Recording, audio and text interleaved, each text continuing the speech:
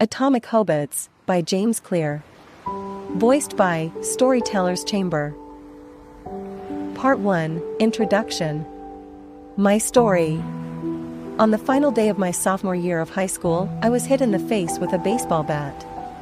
As my classmate took a full swing, the bat slipped out of his hands and came flying toward me before striking me directly between the eyes. I have no memory of the moment of impact. The bat smashed into my face with such force that it crushed my nose into a distorted U-shape. The collision sent the soft tissue of my brain slamming into the inside of my skull. Immediately, a wave of swelling surged throughout my head. In a fraction of a second, I had a broken nose, multiple skull fractures, and 2 shattered eye sockets. When I opened my eyes, I saw people staring at me and running over to help. I looked down and noticed spots of red on my clothes. One of my classmates took the shirt off his back and handed it to me. I used it to plug the stream of blood rushing from my broken nose. Shocked and confused, I was unaware of how seriously I had been injured. My teacher looped his arm around my shoulder and we began the long walk to the nurse's office, across the field, down the hill, and back into school. Random hands touched my sides, holding me upright. We took our time and walked slowly. Nobody realized that every minute mattered.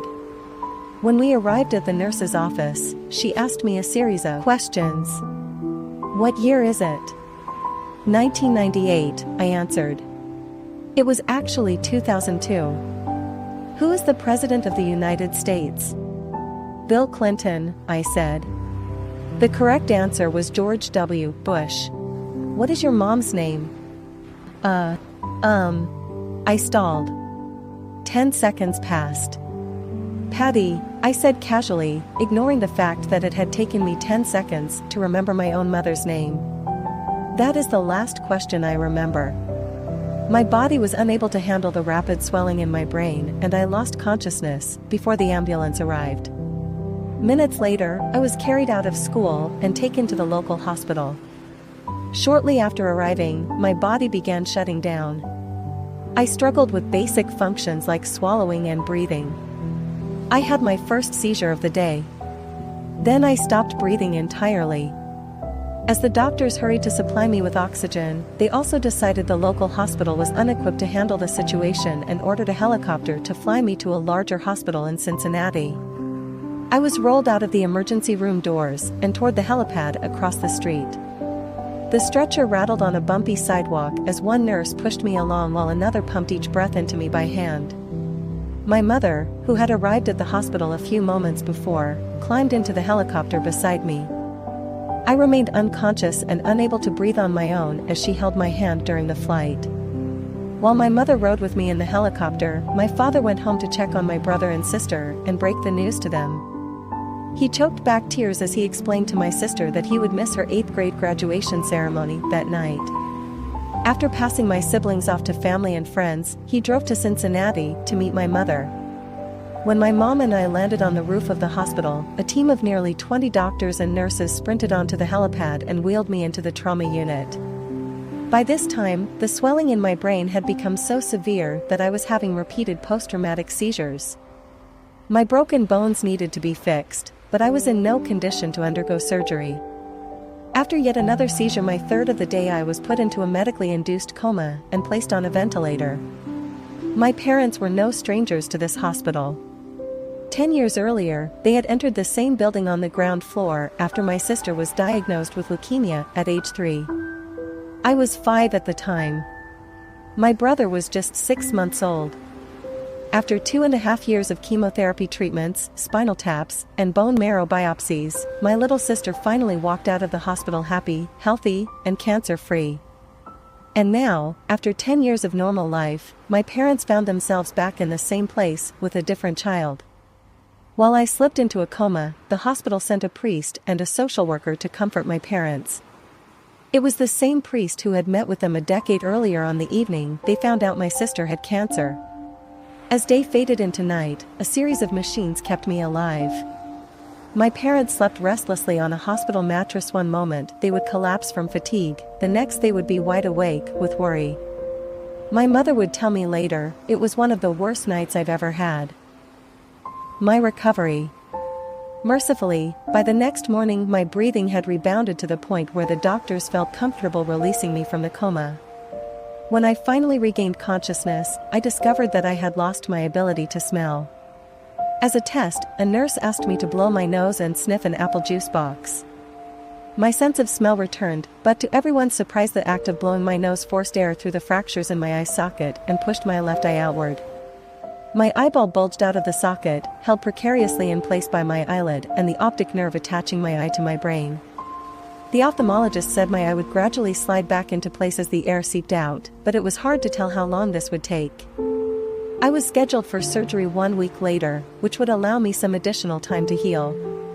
I looked like I had been on the wrong end of a boxing match, but I was cleared to leave the hospital. I returned home with a broken nose, half a dozen facial fractures, and a bulging left eye. The following months were hard. It felt like everything in my life was on pause. I had double vision for weeks. I literally couldn't see straight. It took more than a month, but my eyeball did eventually return to its normal location. Between the seizures and my vision problems, it was 8 months before I could drive a car again. At physical therapy, I practiced basic motor patterns like walking in a straight line. I was determined not to let my injury get me down, but there were more than a few moments when I felt depressed and overwhelmed. I became painfully aware of how far I had to go when I returned to the baseball field 1 year later. Baseball had always been a major part of my life. My dad had played minor league baseball for the St. Louis Cardinals, and I had a dream of playing professionally, too. After months of rehabilitation, what I wanted more than anything was to get back on the field. But my return to baseball was not smooth. When the season rolled around, I was the only junior to be cut from the varsity baseball team. I was sent down to play with the sophomores on junior varsity. I had been playing since age 4, and for someone who had spent so much time and effort on the sport, getting cut was humiliating. I vividly remember the day it happened. I sat in my car and cried as I flipped through the radio, desperately searching for a song that would make me feel better. After a year of self-doubt, I managed to make the varsity team as a senior, but I rarely made it on the field. In total, I played 11 innings of high school varsity baseball, barely more than a single game. Despite my lackluster high school career, I still believed I could become a great player. And I knew that if things were going to improve, I was the one responsible for making it happen. The turning point came 2 years after my injury, when I began college at Denison University. It was a new beginning, and it was the place where I would discover the surprising power of small habits for the first time. How I learned about habits. Attending Denison was one of the best decisions of my life. I earned a spot on the baseball team and, although I was at the bottom of the roster as a freshman, I was thrilled. Despite the chaos of my high school years, I had managed to become a college athlete.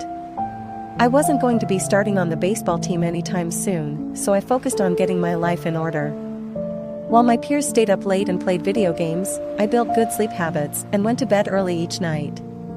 In the messy world of a college dorm, I made a point to keep my room neat and tidy. These improvements were minor, but they gave me a sense of control over my life. I started to feel confident again. And this growing belief in myself rippled into the classroom as I improved my study habits and managed to earn straight A's during my first year.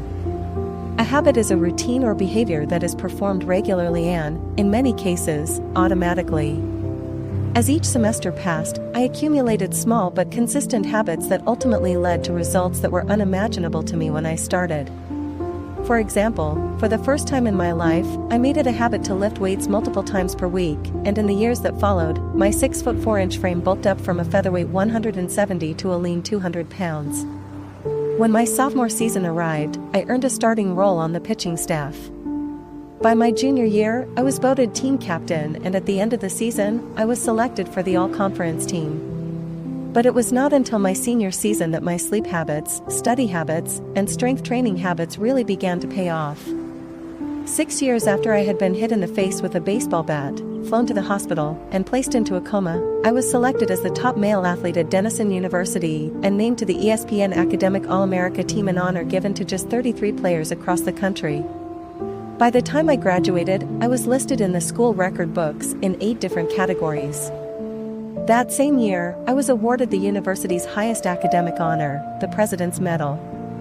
I hope you'll forgive me if this sounds boastful. To be honest, there was nothing legendary or historic about my athletic career. I never ended up playing professionally. However, looking back on those years, I believe I accomplished something just as rare. I fulfilled my potential. And I believe the concepts in this book can help you fulfill your potential as well. We all face challenges in life. This injury was one of mine, and the experience taught me a critical lesson. Changes that seem small and unimportant at first will compound into remarkable results if you're willing to stick with them for years. We all deal with setbacks, but in the long run, the quality of our lives often depends on the quality of our habits. With the same habits, you'll end up with the same results. But with better habits, anything is possible. Maybe there are people who can achieve incredible success overnight. I don't know any of them, and I'm certainly not one of them. There wasn't one defining moment on my journey from medically induced coma to academic All-American. There were many. It was a gradual evolution, a long series of small wins and tiny breakthroughs. The only way I made progress, the only choice I had, was to start small. And I employed this same strategy a few years later when I started my own business and began working on this book. How and why I wrote this book. In November 2012, I began publishing articles at jamesclear.com. For years, I had been keeping notes about my personal experiments with habits, and I was finally ready to share some of them publicly. I began by publishing a new article every Monday and Thursday. Within a few months, this simple writing habit led to my first 1,000 email subscribers, and by the end of 2013, that number had grown to more than 30,000 people. In 2014, my email list expanded to over 100,000 subscribers, which made it one of the fastest-growing newsletters on the internet. I had felt like an imposter when I began writing 2 years earlier, but now I was becoming known as an expert on habits, a new label that excited me but also felt uncomfortable. I had never considered myself a master of the topic, but rather someone who was experimenting alongside my readers. In 2015, I reached 200,000 email subscribers and signed a book deal with Penguin Random House to begin writing the book you are reading now. As my audience grew, so did my business opportunities. I was increasingly asked to speak at top companies about the science of habit formation, behavior change, and continuous improvement. I found myself delivering keynote speeches at conferences in the United States and Europe. In 2016, my articles began to appear regularly in major publications like Time, Entrepreneur, and Forbes. Incredibly, my writing was read by over 8 million people that year. Coaches in the NFL, NBA, and MLB began reading my work and sharing it with their teams. At the start of 2017, I launched the Habits Academy, which became the premier training platform for organizations and individuals interested in building better habits in life and work. Fortune 500 companies and growing startups began to enroll their leaders and train their staff. In total, over 10,000 leaders, managers, coaches, and teachers have graduated from the Habits Academy, and my work with them has taught me an incredible amount about what it takes to make habits work in the real world. As I put the finishing touches on this book in 2018, JamesClear.com is receiving millions of visitors per month, and nearly 500,000 people subscribe to my weekly email newsletter, a number that is so far beyond my expectations when I began that I'm not even sure what to think of it. How this book will benefit you. The entrepreneur and investor Naval Ravikant has said, to write a great book, you must first become the book. I originally learned about the ideas mentioned here because I had to live them. I had to rely on small habits to rebound from my injury, to get stronger in the gym, to perform at a high level on the field, to become a writer, to build a successful business, and simply to develop into a responsible adult.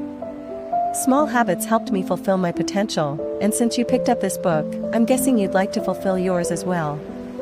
In the pages that follow, I will share a step-by-step plan for building better habits, not for days or weeks, but for a lifetime. While science supports everything I've written, this book is not an academic research paper, it's an operating manual. You'll find wisdom and practical advice front and center as I explain the science of how to create and change your habits in a way that is easy to understand and apply. The fields I draw on biology, neuroscience, philosophy, psychology, and more have been around for many years. What I offer you is a synthesis of the best ideas smart people figured out a long time ago, as well as the most compelling discoveries scientists have made recently. My contribution, I hope, is to find the ideas that matter most and connect them in a way that is highly actionable. Anything wise in these pages you should credit to the many experts who preceded me. Anything foolish, assume it is my error. The backbone of this book is my 4-step model of habits: cue, craving, response, and reward, and the 4 laws of behavior change that evolve out of these steps.